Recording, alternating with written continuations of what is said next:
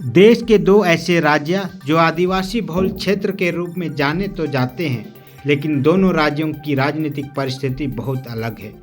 एक में बीजेपी बहुमत के साथ सत्ता में आती है, वहीं दूसरे में बीजेपी को आदिवासियों द्वारा खारिज कर दिया जाता है। जी हां, हम बात कर रहे हैं छत्तीसगढ़ और झारखंड की। देश में आदिवासी कला, संस्कृति, रीति रिवाज का बेहतरीन नमूना देखनी हो तो आप इन दोनों राज्यों को देख सकते हैं, जो भारत की आदिवासी बहुल राज्य होने का गौरव पाए हैं, जहां कुल आबादी का 30% आदिवासियों की है। जब भी बात जल जंगल जमीन की होती है तो अक्सर ये दोनों राज्य याद आते हैं, जहां के आदिवासी जल जंगल जमीन के सेंटीमेंट के साथ जुड़े हुए हैं और यहाँ की राजनीति भी इन्हीं सेंटीमेंट के आधार पर की जाती है।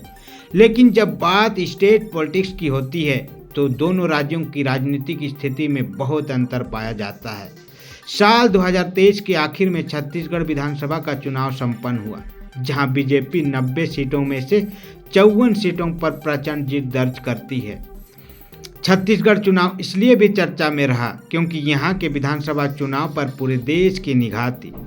जहां विधानसभा चुनाव से पहले हसदेव नामक जंगल काफी चर्चा में रही। केंद्र सरकार द्वारा उद्योगपति अडानी ग्रुप को छत्तीसगढ़ के लाखों हेक्टेयर में फैले इस जंगल की कटाई की अनुमति देना पूरे राज्य सहित देश भर के आदिवासी और पर्यावरण बुद्धिजीवियों में काफी आक्रोश पैदा किया। इसे रोकने के लिए पूरे देश भर के आदिवासी और पर्यावरणविदों द्वारा पुरजोर तरीके से विरोध प्रदर्शन किया गया, लेकिन इसका विरोध होने के बावजूद वहां भारतीय जनता पार्टी की सरकार बनी।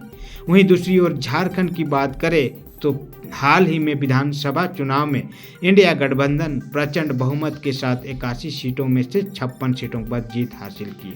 वहीं बीजेपी 21 सीटों पर सिमट गई। ऐसे में सवाल उठता है कि ये दोनों ही आदिवासी बहुल राज्य जो आदिवासी सेंटीमेंट के साथ जीते हैं, यहाँ की राजनीति में इतना बदलाव कैसे हुआ।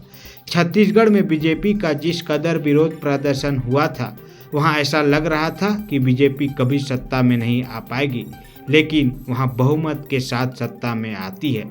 झारखंड विधानसभा चुनाव में यहाँ के आदिवासियों की बात करें तो उन्होंने इंडिया गठबंधन को भरपूर प्यार दिया, जिसका प्रमुख कारण यहाँ के आदिवासियों में जागरूकता देखी गई। जागरूकता इसलिए क्योंकि भाजपा द्वारा जिस तरह से आदिवासी सेंटीमेंट के साथ खिलवाड़ किया गया, कहीं ना कहीं इसे आदिवासी काफ़ी नाराज हुए। वहीं दूसरी ओर सरना ईसाई के नाम पर जिस तरह से आदिवासियों को बांटने का काम किया गया, उसने एक बार फिर से इन आदिवासियों को एकजुट होने के लिए मजबूती प्रदान किया। यही कारण है कि आदिवासी बीजेपी की राजनीति को समझ गए और राज्य के आदिवासियों ने भारतीय जनता पार्टी को सिरे से खारिज कर दिया, जिसका जीता जागता उदाहरण 28 आदिवासी आरक्षित रिजल्ट सीटों में देख सकते हैं, जिनमें 27 सीटों पर इंडिया गठबंधन के प्रत्याशियों ने जीत दर्ज की, जबकि एक सीट बीजेपी यानी चंपई सोरेन ने जीती।